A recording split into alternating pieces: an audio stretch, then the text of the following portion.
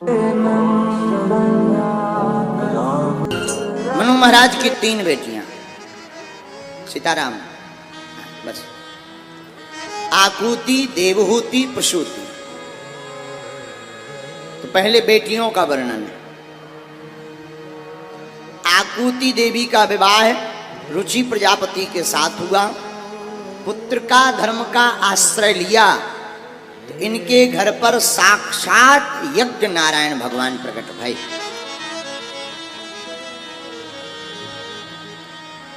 और इन पर बड़ी कृपा की। आगे देवहूति माता का वर्णन आया।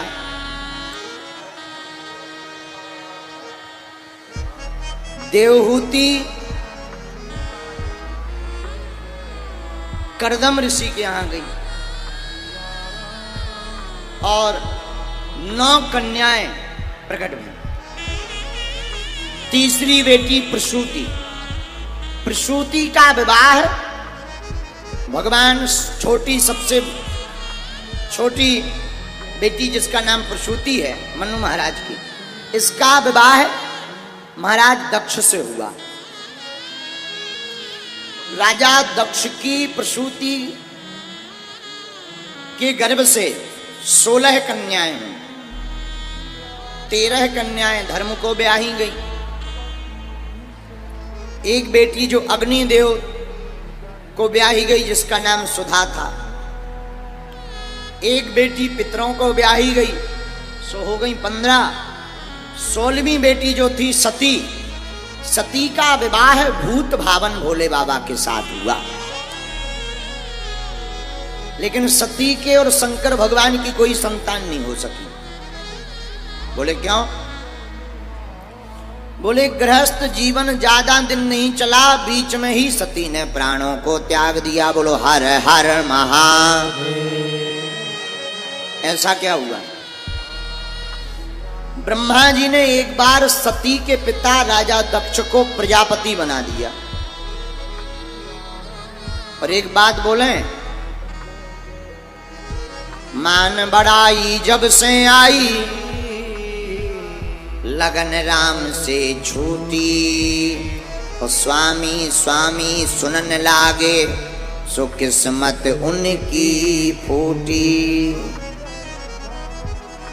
जो भी मान सम्मान पा जाता है तो परमात्मा को भूल जाता। और एक बात बोले, तुम्हें पद मिल जाए, कद बढ़ जाए, तो जितना नाम फेमस हो उतनी ज्यादा भगवान के नाम की माला बढ़ा देनी चाहिए। ये नियम है। पर राजा दक्ष को प्रजापति बनते ही अभिमान आ गया। सम्मान समारोह रखा तो सम्मान समारोह में सभी देवता आए।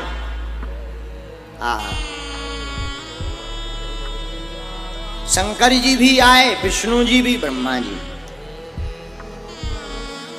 जब राजा दक्ष सम्मान समारोह में प्रवेश हुए तो सबने खड़े होकर स्वागत किया। और ब्रह्मा जी, विष्णु जी और शंकर जी खड़े नहीं हुए। ब्रह्मा जी तो पिताजी हैं, विष्णु भगवान परदादा हैं। शंकर जी ने सोचा हम में और विष्णु जी में अंतर क्या, तो हम क्यों खड़े हों। लेकिन लोगों की आदत होती है 10 लोग प्रणाम कर लें, एक ना करे तो नजर उसी पे जाती है जिसने नहीं किया कि ये भाई साहब कौन है, हमें नहीं जानते, हमें सब प्रणाम कर रहे, ये प्रणाम नहीं कर रहे। 10 लोग हाथ जोड़ रहे हो, एक ना जोड़ रहा हो, नजर उसी पे जाती, ये है कौन? आहा, क्या कहना, धन्य है। राजा दक्ष बैठते ही भाषण देने लगा। बल्कि मुखिया जी के भाषण बाद में होते हैं, परंतु बैठते ही राजा दक्ष भाषण देने लगा।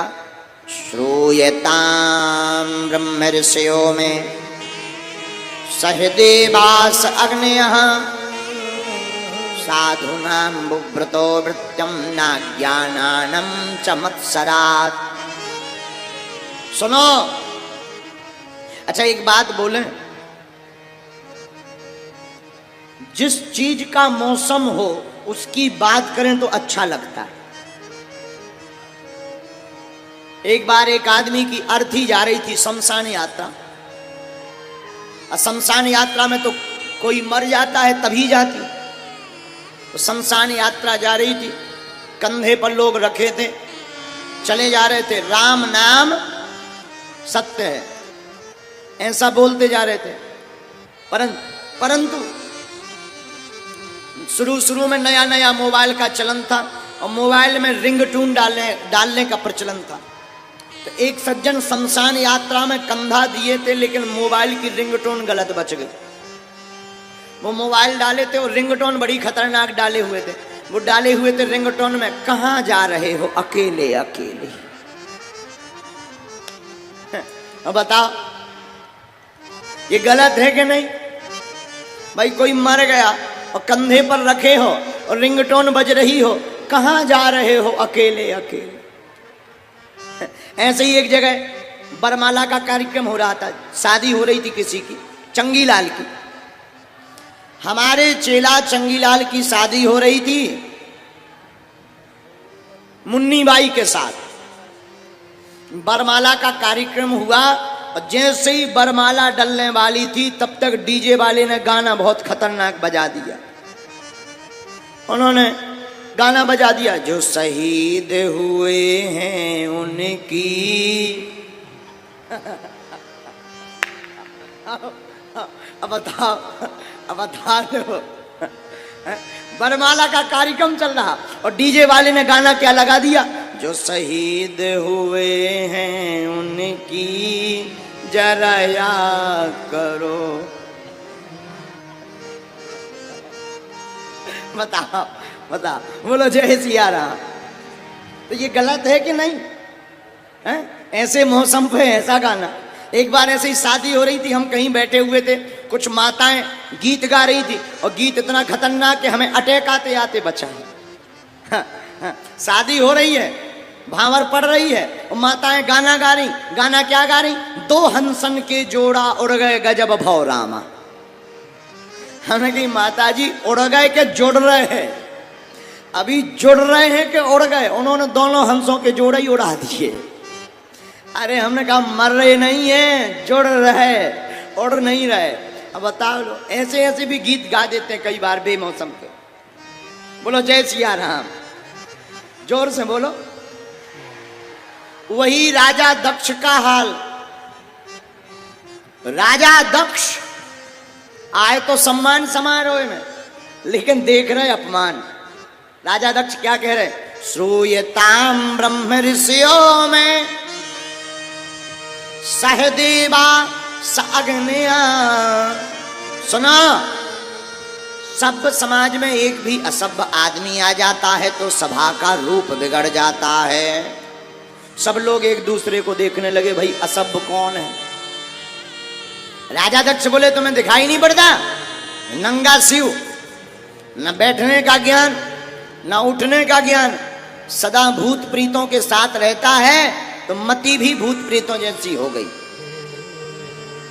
तो किसी ने राजा दक्ष से कहा कि तुम्हें इतने अवगुण दिखाई अगर पड़ रहे तो अपनी बेटी सती का विवाह क्यों किया? दामाद है तुम्हारा। राजा दक्ष बोले हम और अपनी बेटी की शादी करते? अरे बोले वो तो पिताजी की आज्ञा लगी, ब्रह्मा जी की, वरना कहाँ ये मरकट लोचन वाला। मरकट लोचन जानते हो? बंदर सी आंख वाला। कहाँ बंदर सी आंख वाला ये शिव, कहाँ हमारी सुंदर सी सती। अच्छा, जब राजा दक्ष गालियां दे रहे थे तो नंदी जी बोले आपकी आज्ञा हो तो हम जवाब दें, प्रतिक्रिया। शंकर जी बोले नहीं, चुप रहो, ससुराल की गालियां हैं, किसी को शादी के समय मिलती हैं, हमें शादी के बाद तक मिल रही हैं। प्रेम पूर्वक पाओ, भाई शादी में जाते हैं तो गालियां देते ना। एक ही जगह ऐसी है जहां गालियां भी बड़े प्रेम पूर्वक पाई जाती, वो है ससुराल। बोलो जय सिया राम, जोर से बोलो। अच्छा, माताओं को वैसे तो किसी को गाली देने का मौका नहीं मिलता, शादियों में पूरी कसर निकाल लेती। हाँ, हाँ। मैं दूल्हा के बाप, दूल्हा के फूफा, दूल्हा के मौसा, दूल्हा के मौसी, खानदान पूरा लिस्ट में रहता है। बोलो जय सिया राम, जोर से बोलो। तो शंकर जी कहते हैं शादियों की गाली है, हमें बाद में मिलनी, नंदी जी चुप रहो। ठीक है महाराज, जैसा